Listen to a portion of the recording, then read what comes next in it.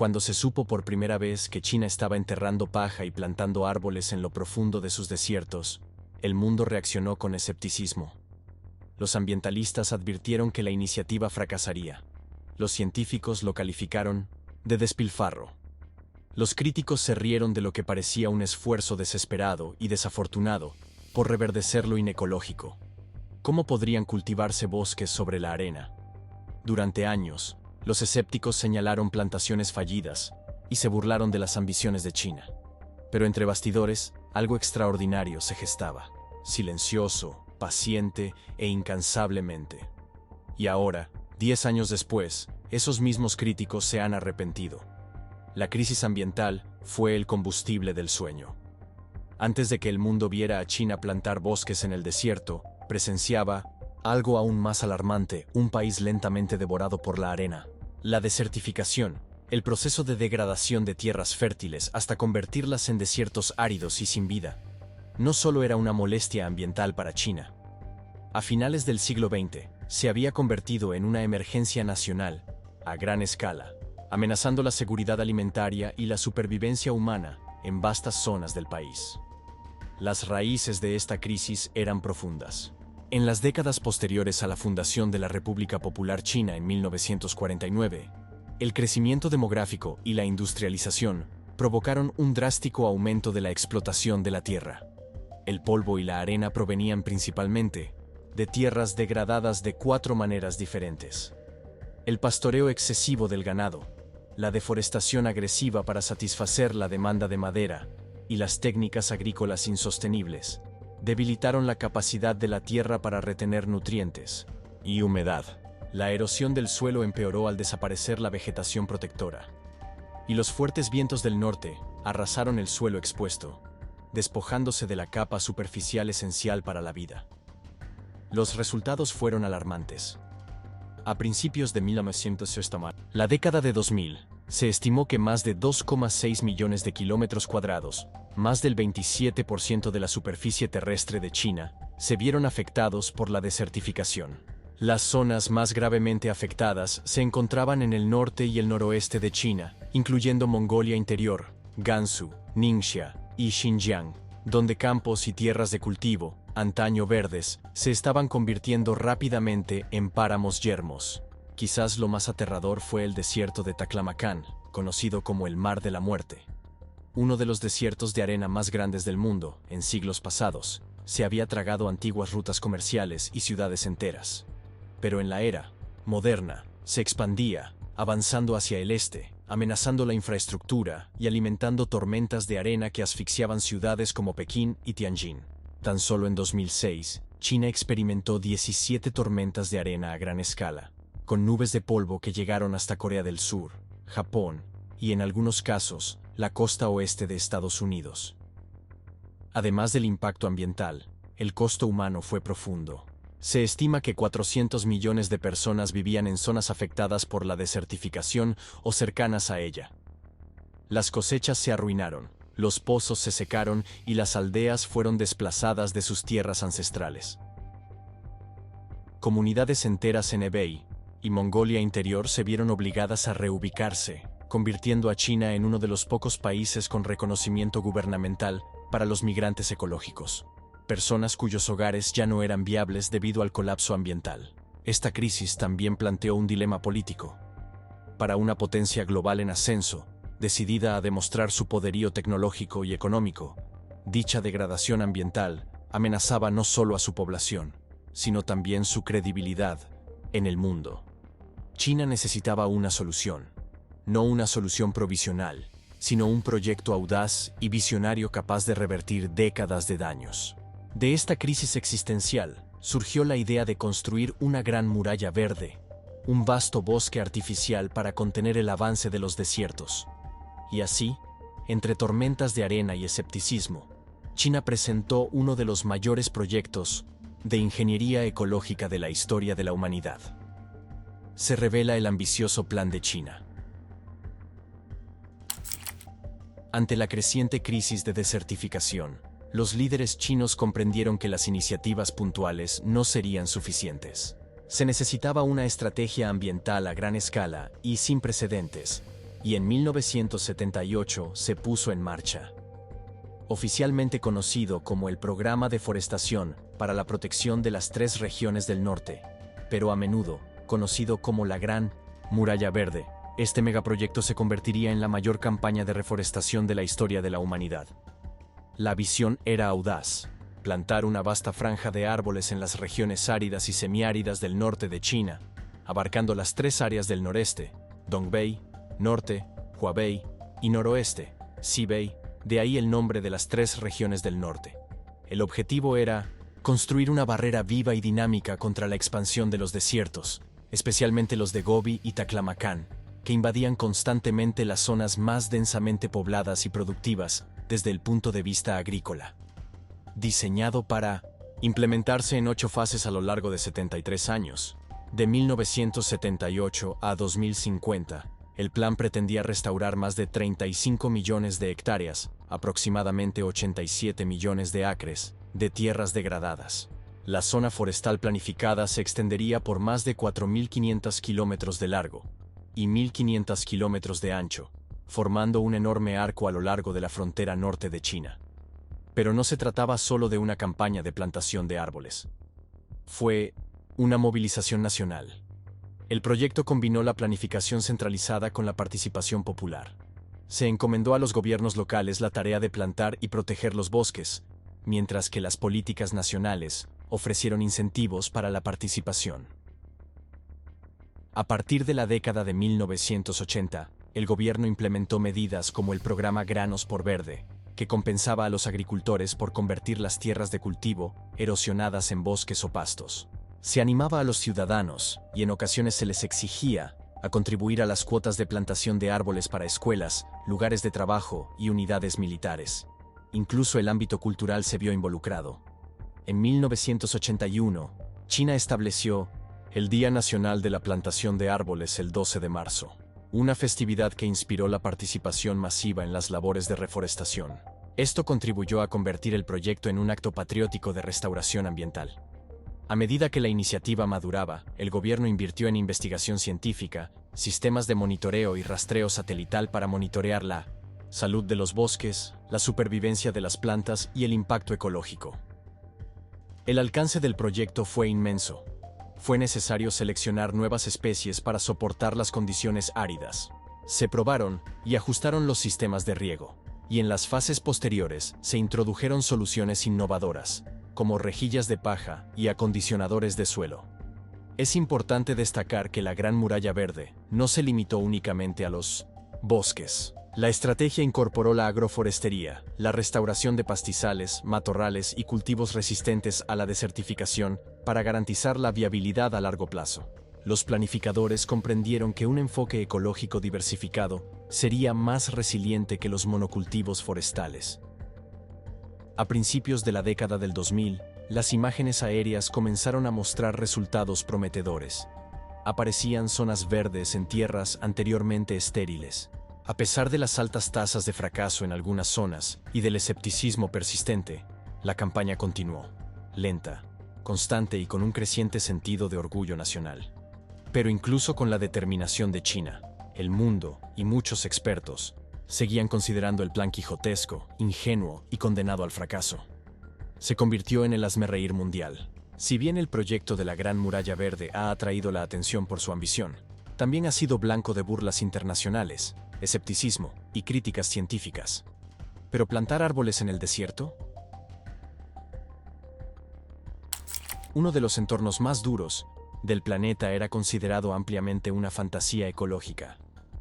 Muchos expertos, tanto dentro como fuera de China, creían que el proyecto estaba condenado al fracaso. Los primeros años de la campaña no inspiraron mucha confianza. Imágenes satelitales de finales de los años 80 y 90 mostraron que grandes extensiones de bosques recién plantados se habían marchitado y muerto. Franjas enteras de plantaciones desérticas se habían convertido en bosques fantasma, secos, áridos y sin vida. Los críticos señalaron tasas de mortalidad alarmantes, con estimaciones que oscilaban entre el 50% y el 85% en algunas zonas. Estas cifras fueron devastadoras para un proyecto de esta magnitud, y reforzaron la idea de que China libraba una batalla perdida contra la naturaleza. Los científicos ambientales planteaban serias preocupaciones. Muchos de los árboles plantados eran especies exóticas, como álamos y pinos, que carecían de la resistencia natural necesaria para sobrevivir en entornos áridos. Sin suficiente agua, nutrientes ni biodiversidad, estos monocultivos forestales eran vulnerables a enfermedades, plagas y sequías. Además, argumentaban, plantar especies inadecuadas podría degradar aún más el suelo y causar desequilibrios ecológicos a largo plazo. En lugar de restaurar la tierra, advirtieron los críticos, China podría estar reemplazando un desastre ambiental con otro. Los comentarios públicos también fueron incesantes. Los medios internacionales a menudo retrataron el proyecto como una obra teatral ecológica, un esfuerzo simbólico más preocupado por la apariencia que por los resultados. Los titulares occidentales cuestionaron la escala y la sinceridad del proyecto, y algunos llegaron incluso a calificarlo de despilfarro de fondos públicos. Expertos extranjeros en desarrollo cuestionaron la dependencia de China de la movilización masiva y los mandatos jerárquicos, argumentando que tales esfuerzos serían insostenibles sin reformas ambientales más profundas. Incluso dentro de China, hubo voces disidentes. Algunos ambientalistas locales criticaron la campaña por priorizar la cantidad sobre la calidad, celebrando la cantidad de árboles plantados sin registrar cuántos sobrevivieron. Otros advirtieron que, en algunas zonas, la plantación de árboles estaba reduciendo la disponibilidad de agua para las tierras de cultivo y los sistemas fluviales cercanos. El desierto, al parecer, no se domaría tan fácilmente, y muchos dudaban de que ninguna plantación pudiera contenerlo. Metafórica y literalmente, el mundo rió. La frase «enterrar el dinero en la arena» se convirtió en un eslogan común, simbolizando lo absurdo e inútil que parecía el esfuerzo. Durante un tiempo, China se convirtió en el ejemplo perfecto de una ambición ambiental desacertada, un ejemplo de lo que no se debe hacer para que el planeta sea más verde. Sin embargo, a pesar de las risas y las críticas, China no se ha rendido. En lugar de ello, redobló sus esfuerzos y envió equipos de trabajadores y científicos al desierto, iniciando así lo que se convertiría en la transformación ambiental más improbable de la historia moderna. Comienza la ejecución técnica. Mientras el mundo ridiculizaba el sueño chino de convertir los desiertos en bosques, miles de trabajadores, ingenieros y voluntarios se arremangaron y se pusieron a trabajar, en silencio. Las primeras etapas de la Gran Muralla Verde no se basaron en tecnología sofisticada ni presupuestos millonarios.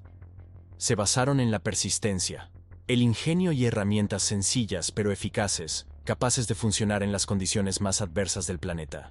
Uno de los métodos más ingeniosos desarrollados durante esta fase fue la técnica de la bandeja de paja, desarrollada en la década de 1970 por investigadores chinos del desierto. Consistía en colocar fardos de paja en cuadrícula sobre las dunas de arena para crear una estructura estabilizadora.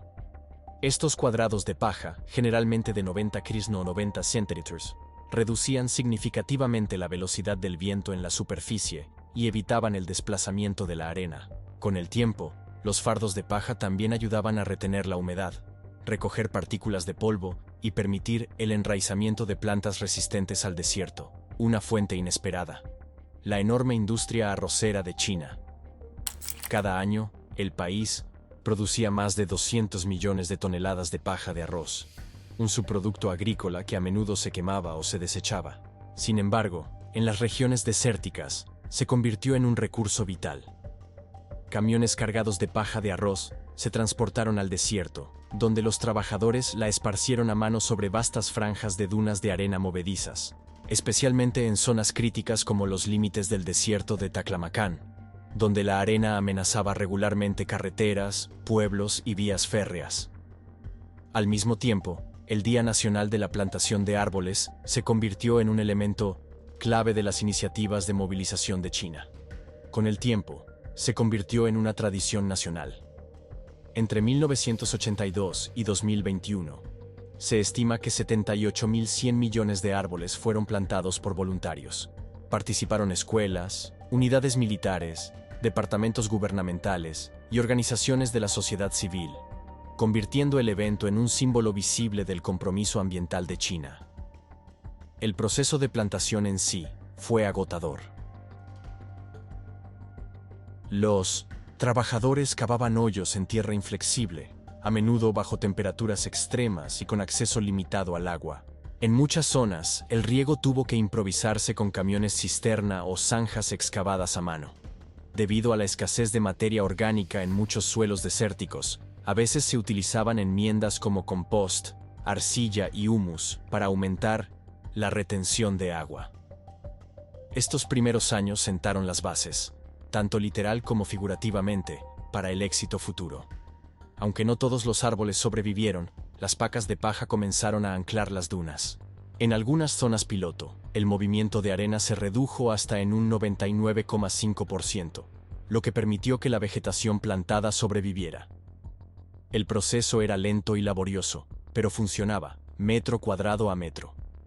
Pero a medida que los trabajadores trabajaban con la arena, surgieron nuevos desafíos. El entorno hostil era implacable. Las tasas de supervivencia de los árboles seguían siendo deplorable, y las críticas no hacían más que arreciar. El desierto, al parecer, estaba lejos de terminar, y los días más difíciles aún estaban por llegar. Luchas, reveses y más dudas. A pesar del impulso inicial de la campaña de la Gran Muralla Verde, los desafíos de dominar el desierto pronto resultaron ser más formidables de lo que nadie podría haber previsto. Los desiertos que China intentaba reforestar no eran extensiones de tierra pasivas. Eran entornos dinámicos y hostiles, moldeados por siglos de viento, sequía y dunas móviles. El Taklamakan, el Gobi y otros grandes desiertos recibían solo unos 10 milímetros de lluvia al año, y algunas zonas pasaban meses, o incluso años, sin precipitaciones significativas. Las temperaturas variaban drásticamente, desde abrasadores 45 grados en verano hasta inviernos de hasta 20 grados Celsius. Esto dificultaba enormemente la supervivencia de los árboles. En muchas de las zonas iniciales de reforestación, las plántulas plantadas durante las campañas murieron durante el primer año. El suelo, suelto, arenoso y carente de nutrientes, no retenía el agua. Incluso con riego, la humedad se evaporaba rápidamente o se infiltraba sin dejar rastro. En las regiones más críticas, hasta el 85% de los árboles no sobrevivieron, especialmente aquellos plantados en monocultivos, como álamos y pinos, que no estaban adaptados a las condiciones del desierto. A las dificultades ecológicas se sumaron los desafíos logísticos y económicos. Transportar agua, paja y plántulas a zonas remotas del desierto requería una gran cantidad de mano de obra y subsidios gubernamentales. Las tormentas de arena estacionales a menudo echaban por tierra meses de trabajo en pocas horas, excavando zanjas, arrancando árboles jóvenes y esparciendo fardos de paja. Las explotaciones forestales luchaban por mantener sus operaciones. Los gobiernos locales, deseosos de cumplir con los objetivos de plantación, a veces priorizaban la cantidad sobre la calidad, lo que resultaba en una implementación apresurada y resultados inconsistentes. Estos fracasos generaron intensas críticas. Los medios chinos comenzaron a cuestionar la validez del proyecto, y las publicaciones internacionales intensificaron su escepticismo. Los ambientalistas advirtieron que la estrategia de plantación masiva, especialmente en monocultivos, era ecológicamente insostenible e incluso podría agravar el problema. Estudios advirtieron que el agua utilizada para la reforestación podría agotar las aguas subterráneas, perjudicando la agricultura y las comunidades. Incluso algunos científicos gubernamentales comenzaron a reconsiderar la dirección del proyecto. En foros académicos y documentos de políticas se plantearon inquietudes sobre la sostenibilidad, la pérdida de biodiversidad y la viabilidad a largo plazo de convertir desiertos en bosques. Un influyente informe de 2011 de la Academia China de Ciencias exigió un replanteamiento de las estrategias de control de la desertificación, abogando por una transición de la plantación de árboles a la restauración de los ecosistemas naturales. Sin embargo, ante las crecientes dudas, China persistió. En lugar de retroceder, los responsables políticos y los científicos comenzaron a reevaluar e innovar.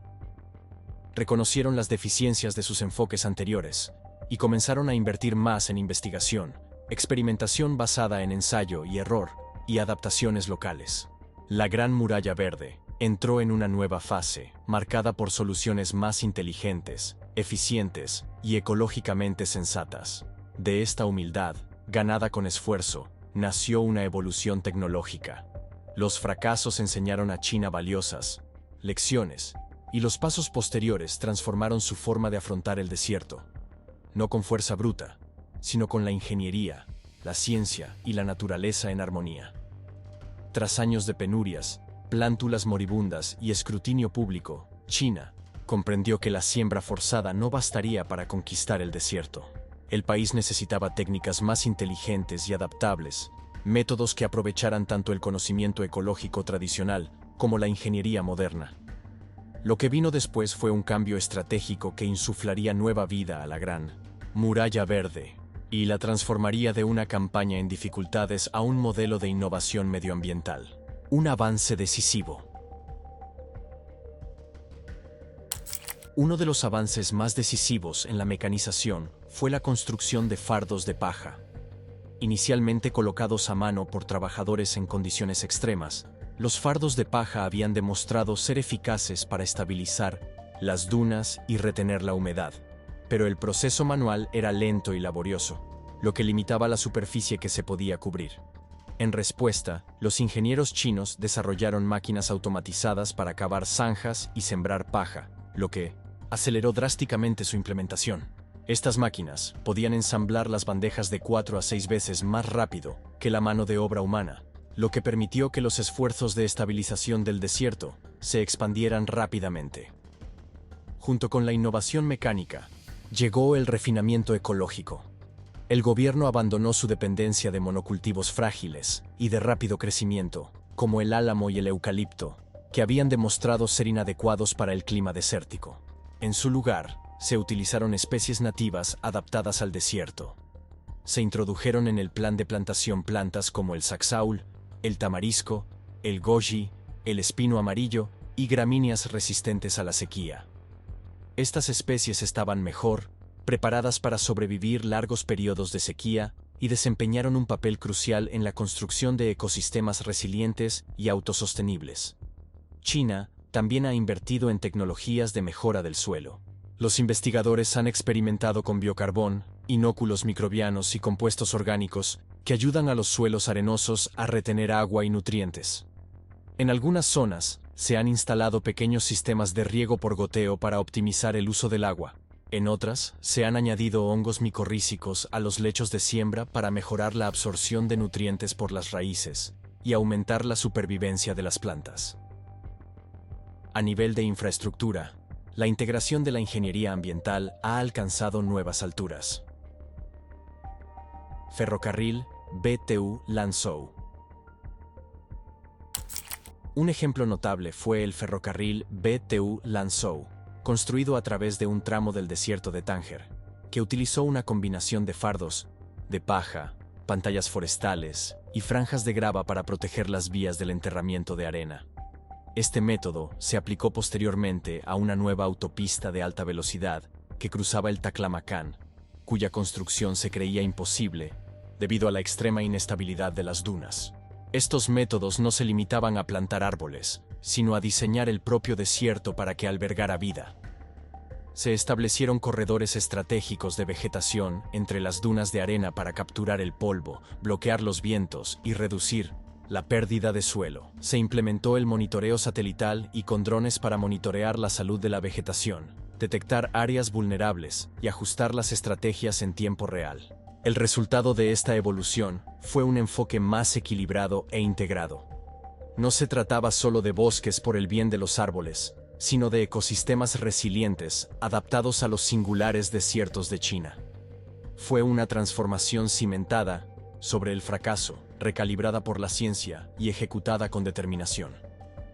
Ahora, el mundo que antes se burlaba de estos esfuerzos comenzaba a presenciar algo extraordinario. En tan solo 10 años, el desierto comenzó a florecer, y quienes dudaban de la visión de China se vieron obligados a reconsiderarla. 10 años después, se arrepintieron. 10 años después de que los críticos se burlaran de China por enterrar paja en la arena, el mundo comenzó a presenciar una transformación que pocos creían posible. Desiertos que antes se consideraban páramos irreversibles ahora mostraban señales de vida, estabilidad e incluso prosperidad. Lo que se había ridiculizado como una fantasía ecológica se había convertido en una historia de éxito, y quienes se habían reído ahora lo reconsideraban. En 2024, China alcanzó un hito histórico: la finalización de un cinturón verde de 3.000 kilómetros alrededor del desierto de Taklamakan, uno de los más hostiles y temidos del planeta. Esta hazaña por sí sola silenció a muchos críticos. Donde antes las dunas móviles amenazaban pueblos, carreteras y vías férreas, ahora había arena estabilizada, anclada por fardos de paja, vegetación autóctona y ecosistemas autosuficientes. Tan solo entre 2016 y 2020, China ya había convertido 8,8 millones de hectáreas de desierto en espacios verdes. Para 2024, el número total de hectáreas reforestadas desde el inicio del proyecto superó los 30 millones, lo que incrementó la cobertura forestal del país de tan solo el 10% en 1949 a más del 25%. Regiones enteras que antes sufrían constantes tormentas de arena, como Mongolia Interior, Ningxia y partes de Xinjiang, registraron drásticas disminuciones en la frecuencia e intensidad de estos fenómenos.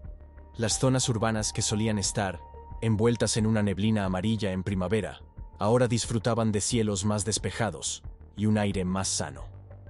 Quizás la evidencia visualmente más impactante provino de las imágenes satelitales. Fotos y datos aéreos mostraron vibrantes franjas verdes que se extendían por los desiertos del norte, formando corredores protectores alrededor de infraestructuras, tierras de cultivo y comunidades. Estas imágenes, que antes mostraban hileras de árboles muertos y paisajes grises, ahora revelaban pastizales y vegetación próspera que se extendían cientos de kilómetros. El ferrocarril BTU-Lanzhou, que muchos predijeron que quedaría sepultado por el desierto en 30 años, seguía en pleno funcionamiento, protegido con los mismos métodos que antaño fueron ridiculizados. Asimismo, la autopista de alta velocidad que cruza el Taklamakan era una realidad operativa, reforzada por barreras de grava y franjas de vegetación. Lo que se consideraba imposible a principios de la década de 2000 era ahora un triunfo visible de la planificación, la paciencia y la perseverancia ecológica. Además de la transformación ambiental, se obtuvieron beneficios económicos tangibles. Las regiones anteriormente áridas comenzaron a atraer el ecoturismo, con visitantes curiosos por explorar los corredores forestales del desierto. En algunas zonas, los lugareños comenzaron a cultivar bayas de goji, uvas y hierbas resistentes al desierto, transformando tierras previamente abandonadas en zonas agrícolas productivas. Los incentivos gubernamentales para la agricultura sostenible han creado empleos, reducido la pobreza y brindado estabilidad a comunidades vulnerables. En el ámbito internacional, las organizaciones ambientales y los países propensos a la desertificación han comenzado a tomar nota. China ya no era un hazme reír, fue un modelo para combatir la desertificación mediante la innovación, la adaptación y la planificación a gran escala. Pero el triunfo de China no fue solo una victoria nacional. Su impacto trascendió fronteras, redefiniendo el pensamiento ambiental a escala global y demostrando que incluso los paisajes más inhóspitos pueden restaurarse. Un modelo global para la transformación. Lo que comenzó como un audaz experimento nacional se ha convertido en un caso de éxito ambiental reconocido mundialmente. La lucha de China contra la desertificación no solo ha restaurado vastas extensiones de tierra que antes se habían perdido, sino que también ha transformado la comprensión mundial de la resiliencia ecológica, la reforestación a gran escala y el poder del compromiso nacional. Entre 2000 y 2017, los datos satelitales de la NASA revelaron una tendencia sorprendente. A pesar de la deforestación generalizada en otras partes del mundo, la cobertura arbórea mundial estaba aumentando, y solo China representaba más del 25% de ese crecimiento. La Gran Muralla Verde desempeñó un papel clave en este progreso, junto con campañas paralelas de reforestación y reformas de gestión sostenible del territorio en todo el país. El resultado fue un cambio radical en la narrativa ecológica de China, de la degradación y la desesperación a la renovación y el liderazgo. Esta transformación también ha tenido impactos ambientales mensurables. A medida que la vegetación se expandió por desiertos anteriormente áridos, aumentó la captura de carbono, lo que ayudó a China a compensar las emisiones y a mejorar su posición en la lucha mundial contra el cambio climático. La erosión eólica y la frecuencia de las tormentas de arena disminuyeron, lo que permitió una mayor productividad agrícola y redujo los problemas respiratorios en las regiones afectadas. Las áreas reforestadas comenzaron a albergar microhábitats con aves, insectos y pequeños mamíferos, indicios tempranos del regreso de la biodiversidad a los ecosistemas restaurados. Pero quizás lo más importante es que las técnicas chinas comenzaron a inspirar a otros países propensos a la desertificación. Las naciones de la región del Sahel, Asia Central y Oriente Medio comenzaron a inspirarse en el modelo chino para sus propias iniciativas de reforestación. La integración de materiales de bajo costo, como la paja de arroz, la participación comunitaria mediante jornadas de plantación de árboles y los métodos de reforestación asistida por máquinas, han demostrado ser replicables en diferentes geografías. Expertos chinos incluso han sido invitados a colaborar en la iniciativa de la Gran Muralla Verde de la Unión Africana, cuyo objetivo es crear un corredor verde desde Senegal hasta Djibouti. En casa, el orgullo crecía. Los medios de comunicación chinos compartían imágenes de paisajes antaño desolados, ahora rebosantes de vegetación. Las secciones de comentarios se llenaron de ciudadanos asombrados que reflexionaban sobre la transformación de su país. Como decía una publicación viral, dijeron que no funcionaría. Pero miren esto, solo en China se ve un desierto florecer así. Se convirtió casi en un eslogan, simbolizando no solo el éxito ambiental, sino también el espíritu de determinación nacional. Los beneficios económicos también siguieron creciendo. Las regiones a lo largo de los cinturones restaurados comenzaron a atraer ecoturistas de todo el mundo. Los viajeros acudían en masa a Mongolia Interior y al oeste de Gansu para contemplar los bosques desérticos y la innovadora infraestructura para el control de la arena. Mientras tanto, tierras anteriormente marginales comenzaron a fomentar la agricultura sostenible, produciendo uvas, hierbas y frutas resistentes al desierto para el consumo interno y la exportación. La capacidad de China para combinar tradición y tecnología, participación local y política nacional, ciencia y escala, todo ello al servicio de la recuperación ambiental, se ha convertido en un modelo que otros países esperan seguir. Es una prueba de que con visión, paciencia y adaptación incansable, incluso los paisajes aparentemente más irrecuperables pueden volver a florecer. El mundo se rió cuando China empezó a enterrar paja en el desierto. Una década después, esas mismas voces han quedado silenciadas. A medida que las arenas dieron paso a los bosques, la duda dio paso al asombro, y un sueño, una vez ridiculizado, se convirtió en una inspiración global.